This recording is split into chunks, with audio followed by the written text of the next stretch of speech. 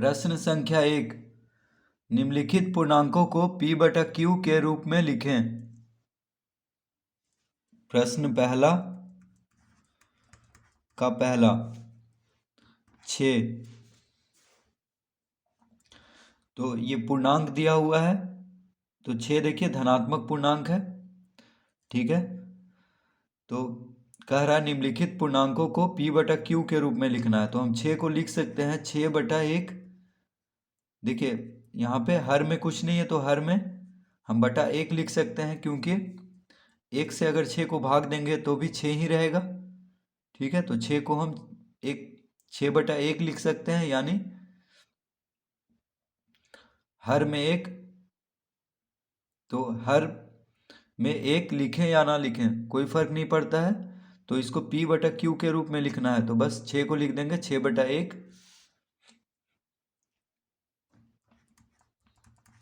दूसरा 21 को हम क्या लिख देंगे 21 बटा 1, यानी हर में 1 लिख देंगे, तो ये हो जाएगा p बटा q के रूप में।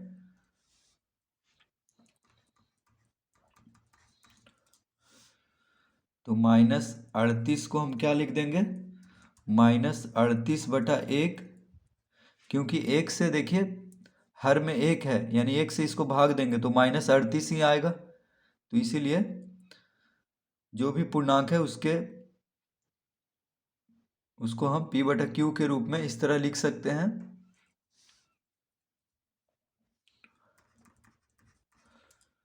तो 60 को हम क्या लिख सकते हैं p बटा q के रूप में 60 बटा 1। शून्य को हम कैसे लिख सकते हैं p बटा q के रूप में, तो 0 बटा 1, क्योंकि 1 से अगर 0 में भाग देंगे 1 से 0 को भाग देंगे तो 0 ही आएगा, इसीलिए 0 को हम 0 बटा 1 लिख सकते हैं। -1, तो -1 को हम क्या लिख सकते हैं -1 बटा 1। तो इस तरह हम सभी पूर्णांकों को p बटा q के रूप में लिख सकते हैं। तो सब में बटा 1 कर देंगे।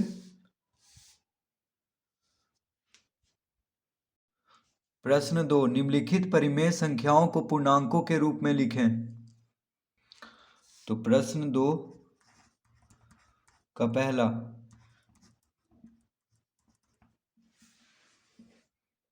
तो प्रश्न 2 में p बटा q के रूप में दिया हुआ है, यानी p बटा q का रूप मतलब परिमेय संख्या, ठीक है। तो परिमेय संख्या, तो p बटा q के रूप के संख्याओं को क्या कहते हैं परिमेय संख्या, ठीक है। बस q शून्य नहीं होना चाहिए, ठीक है, q शून्य के बराबर नहीं होना चाहिए। तो देखिए 6 बटा 1 है, तो ये परिमेय संख्या हुआ, तो इसको पूर्णांक के रूप में लिखना है, तो बस इसको 6 लिख देंगे, क्योंकि 1 से 6 में भाग देंगे तो 6 ही आएगा, ठीक है। बटा में 1 का मतलब हुआ 1 से भाग देना 6 को, तो कितना आएगा 6 -12 बटा 1, तो इसका उत्तर होगा -12। पूर्णांक के रूप में लिख देना है, परिमेय संख्या के रूप में दिया हुआ है उसको पूर्णांक के रूप में लिख देना है। तीसरा में -37 बटा 1, तो इसका उत्तर हो जाएगा -37। 4 में है 20 बटा 1, तो इसको लिख लेंगे 20, ठीक है। परिमेय संख्या में दिया हुआ है, पूर्णांक के रूप में इस तरह लिख लेंगे। 5 में है 59 बटा 1, तो इसको लिख सकते हैं 59 पूर्णांक के रूप में। 59 बटा 1 को क्या लिख सकते हैं 59। प्रश्न संख्या 3, निम्नलिखित परिमेय संख्याओं के अंशों को लिखें। तो प्रश्न 3 का पहला -15 बटा -11,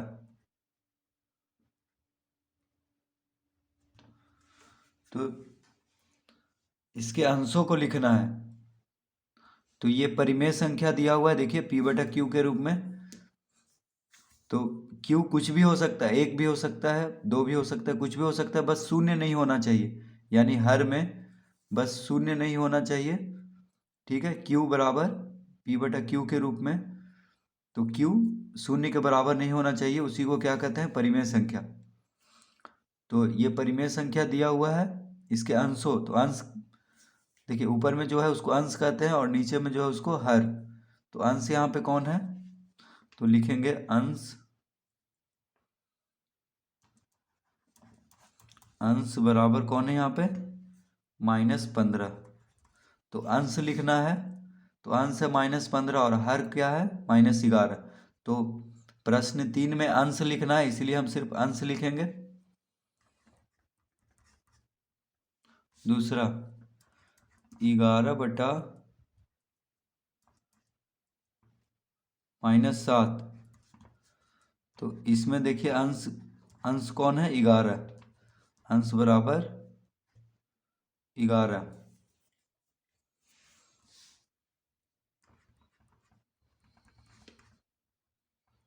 3 6/11। तो इसमें अंश कौन है,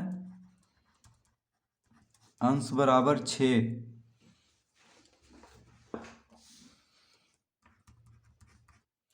4 में 0/7। तो इसमें अंश कौन है, अंश बराबर, इसमें देखिए अंश शून्य है, ऊपर वाले को अंश कहते हैं, तो शून्य है इसमें। 5 में है 27/-9। तो इसमें अंश कौन है, अंश बराबर 27। प्रश्न 4, निम्नलिखित परिमेय संख्याओं के हरों को लिखें। प्रश्न 4 का पहला -6/7। इसमें हर लिखना है, तो हर ऊपर में अंश होता है, नीचे में हर। तो यहाँ पे हर क्या है, 7 है। तो -6/7 का हर होगा 7, तो लिख देंगे इस तरह से।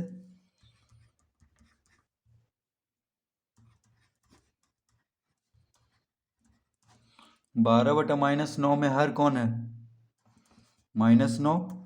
देखिए 12 अंश है, -9 हर है। तो प्रश्न 4 में हर लिखना है, इसलिए हर लिखेंगे।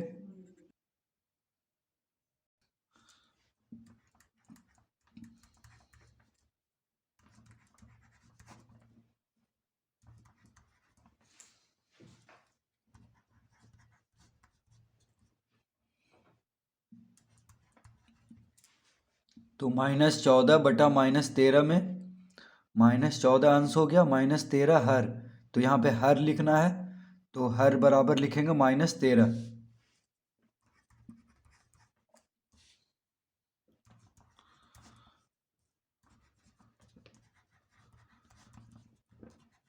तो इसमें देखिए हर क्या है, 5। -3/5 में हर है 5। पांचवा में 1/-2 में हर क्या है, -2। तो इस तरह हम प्रश्न 4 हल करेंगे। प्रश्न 5 में निम्नलिखित परिमेय संख्याओं में कौन धनात्मक है। तो इसमें देखिए धनात्मक, तो 7/8 धनात्मक है। देखिए दोनों संख्या, इसमें दोनों संख्या क्या है, धनात्मक है, इसीलिए ये परिमेय संख्या क्या हुआ, धनात्मक।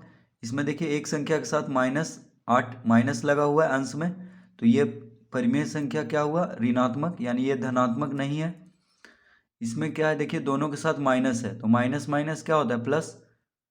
ठीक है, ये माइनस और ये माइनस मिलके क्या हो जाएगा, प्लस, यानी ये हो जाएगा 19/11। ठीक है, तो ये धनात्मक हुआ, लेकिन ये धनात्मक नहीं है क्योंकि एक एक के साथ माइनस का चिन्ह है, तो ये ऋणात्मक हुआ। तो धनात्मक में हो गया पहला और तीसरा। ठीक है, यहाँ पे दोनों के साथ माइनस का चिन्ह है, तो इसीलिए माइनस माइनस हो जाएगा प्लस। तो ये क्या हुआ धनात्मक, यानी ये हो जाएगा सिर्फ 19/11। और ये दोनों देखिए ऋणात्मक है क्योंकि एक अंश में यहाँ पे माइनस का चिन्ह है, तो ये परिमेय संख्या जो है -8/9 जो है ऋणात्मक हुआ, धनात्मक नहीं है ये भी देखिए धनात्मक नहीं है। तो इसका उत्तर लिखेंगे पहला और तीसरा। ठीक है, इसको आप लोग लिख लीजिए। निम्नलिखित परिमेय संख्याओं में कौन ऋणात्मक है? तो देखिए इसमें कौन कौन ऋणात्मक है, तो तीसरा हो गया ऋणात्मक, चौथा हो गया,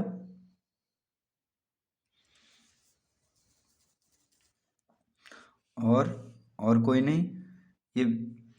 ये देखिए धनात्मक हुआ क्योंकि माइनस माइनस क्या होता है प्लस, ये भी देखिए दोनों के साथ माइनस है तो ये भी प्लस हुआ, यानी ये भी धनात्मक, ये धनात्मक। और ये सब में देखिए कोई माइनस का चिन्ह नहीं है, एक भी, किसी भी, ना अंश में ना हर में, तो ये सब धनात्मक हुआ। तो यहाँ पे ऋणात्मक पूछ रहा है देखिए, तो बस तीसरा और चौथा इसका उत्तर होगा इसमें।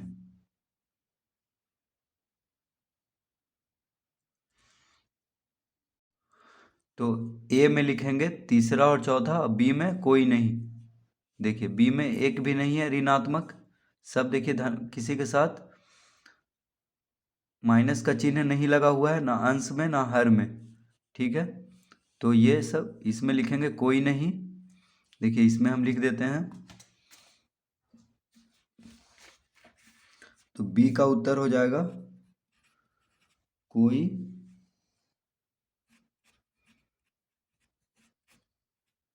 नहीं। ठीक है, तो बी में देखिए कोई भी ऋणात्मक नहीं है, और ए में है तीसरा और चौथा। प्रश्न 7, ऐसी 5 परिमेय संख्याएं लिखिए जिनमें से प्रत्येक का, पहला में कह रहा है अंश और हर दोनों धनात्मक पूर्णांक हो। तो पहले हम प्रश्न पढ़ लेते हैं, ठीक है, उसके बाद एक एक करके हल करेंगे। दूसरा में है अंश एक धनात्मक पूर्णांक हो और हर एक ऋणात्मक पूर्णांक हो। तीसरा, अंश एक ऋणात्मक पूर्णांक हो और हर एक धनात्मक पूर्णांक हो। चौथा, अंश और हर दोनों ऋणात्मक पूर्णांक हो। तो अब एक एक करके इसका उत्तर हम कॉपी में लिखेंगे। तो प्रश्न 7 का पहला कह रहा है ऐसी 5 परिमेय संख्याएं लिखने जिनमें से प्रत्येक का अंश और हर दोनों धनात्मक पूर्णांक हो। तो कुछ भी लिख देंगे, देखिए 5/4,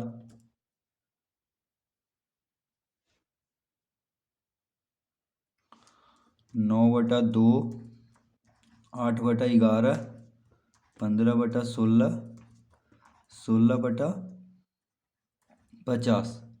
तो 5 कह रहा है ऐसी 5 परिमेय संख्या लिखने जिनमें से प्रत्येक का अंश और हर दोनों धनात्मक पूर्णांक हो।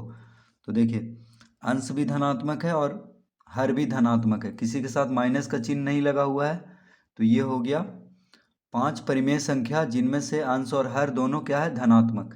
तो देखिए आप कुछ भी ले सकते हैं इसमें, ये नहीं कि आंसर जो किताब में दिया हुआ है उत्तर वही आ जाए, तो आप अपने मन से भी कुछ भी ले सकते हैं। ठीक है, कोई भी संख्या ले सकते हैं अंश और हर में।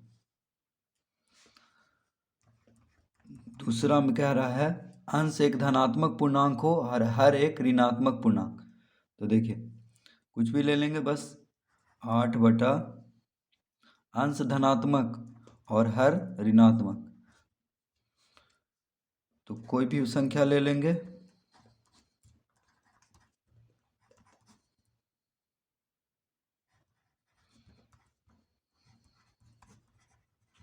ठीक है, तो इसमें देखिए क्या कह रहा है, अंश एक धनात्मक हो और हर एक ऋणात्मक, तो हर में सब में माइनस का चिन्ह लगा देंगे।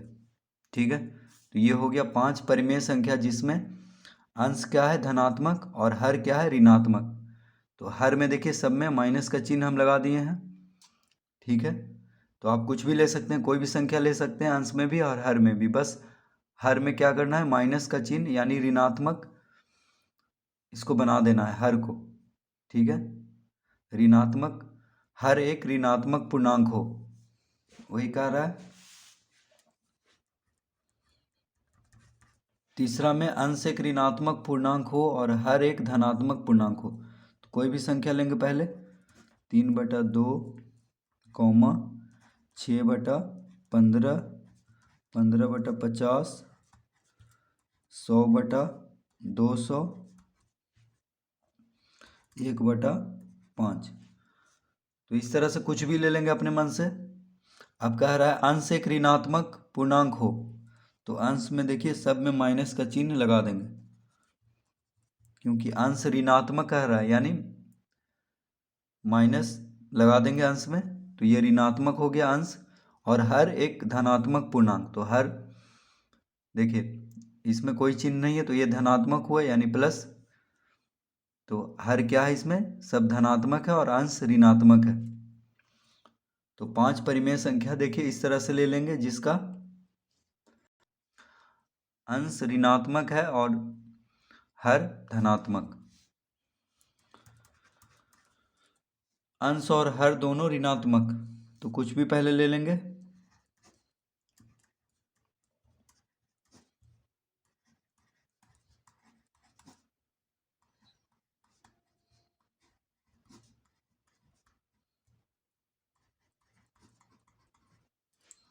तो इसमें कह रहा है अंश और हर दोनों ऋणात्मक, तो दोनों के साथ माइनस का चिन्ह।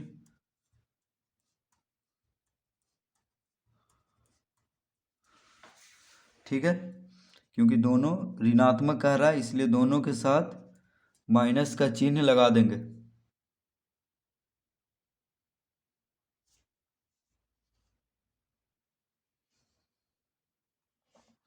तो अंश भी ऋणात्मक और हर भी ऋणात्मक। तो 5 परिमेय संख्या इस तरह लिखना है कि अंश और हर दोनों ऋणात्मक पूर्णांक हो, तो अंश में भी माइनस और हर में भी माइनस हम लगा देंगे। तो इसका उत्तर आप कुछ भी ले सकते हैं, अपने मन से कोई भी संख्या ले सकते हैं। बस जो धनात्मक कहने के लिए रहने के लिए कह रहा है उसको धनात्मक ही रखना है, और जो ऋणात्मक कह रहा है उसको ऋणात्मक कर देना है माइनस लगा करके। प्रश्न 8 का पहला, क्या x/y परिमेय संख्या है यदि x बराबर 0? तो अगर x बराबर 0 हो जाए तो x/y परिमेय संख्या है। तो देखिए अंश अंश 0 रहे कोई दिक्कत नहीं है, तो ये हाँ हो जाएगा। ठीक है, यानी x बराबर 0 यानी 0 बटा, अगर x 0 भी हो जाए तो भी ये परिमेय संख्या ही रहेगा। दूसरा में क्या x/y परिमेय संख्या यदि y बराबर 0, देखिए y अगर 0 हो जाए तो क्या ये परिमेय संख्या है, तो नहीं लिखेंगे, क्योंकि देखिए परिमेय संख्या में अंश 0 हो जाए कोई दिक्कत नहीं है, लेकिन हर जो है 0 कभी नहीं होना चाहिए, तो वह परिमेय संख्या नहीं होगा। अगर हर 0 हो गया तो वह परिमेय संख्या नहीं होगा, ये हमेशा याद रखना है। तो क्या x/y परिमेय संख्या है यदि y बराबर 0, तो हम नहीं लिखेंगे।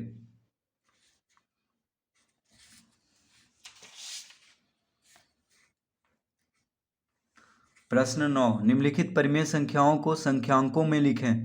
तो पहला है 3/4, दूसरा 7/3, तीसरा 5/11, चौथा 4 और 2/3। तो प्रश्न 9, निम्नलिखित परिमेय संख्याओं को संख्यांकों में लिखना है। तो पहला है 3/4, तो देखिए 3/4, तो बस 3/4 लिख देंगे। 3/4 मतलब 3/4। ठीक है, ये तो हो गया पहला का उत्तर। देखिए दूसरा 7/3, 7/3 मतलब 7/3, तो 3/4 मतलब हुआ 3/4, 7/3 मतलब 7/3, 5/11 तो हो जाएगा 5/11, 5/11, 5/11 मतलब 5/11।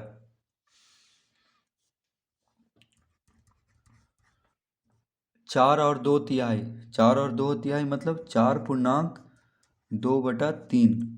देखिए 4 और 2/3 कह रहा है तो लिखेंगे 4.2/3। ठीक है, तो इस तरह हम परिमेय संख्याओं को संख्यांकों में लिख देंगे। प्रश्न 10, निम्नलिखित परिमेय संख्याओं को शब्दों में लिखें। तो प्रश्न 10 का पहला 1/7,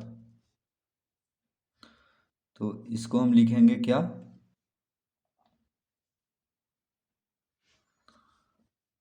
इसको लिखेंगे 1/7।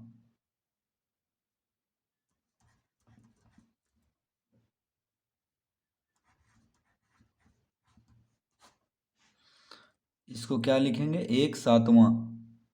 1/7 को 1/7 शब्दों में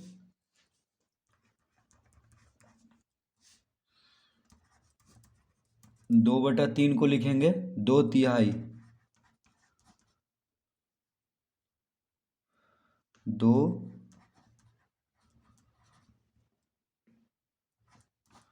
2/3।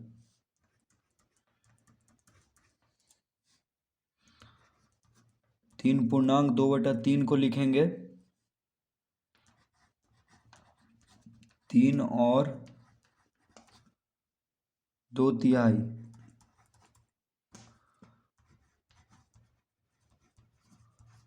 देखिए 3 को क्या लिखेंगे? 3, ये पहले है तो इसको 3 लिखेंगे यहाँ पे और देंगे, फिर 2/3 को लिखेंगे 2/3।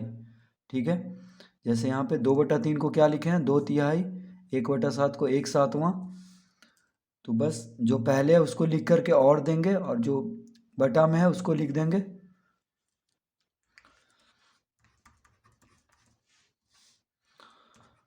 5/6 को क्या लिखेंगे?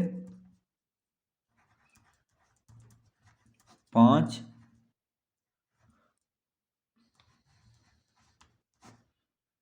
5/6। 5/6। तो इस तरह हम इसको लिख लेंगे परिमेय संख्याओं को शब्दों में।